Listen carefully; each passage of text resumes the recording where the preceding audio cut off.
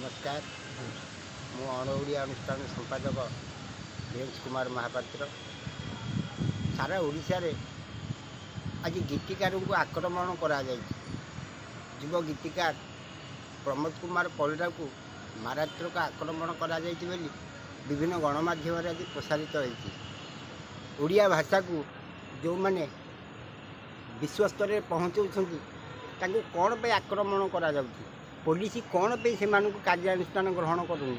तुरंत एभली आक्रमणकारी की गिरफ्त करने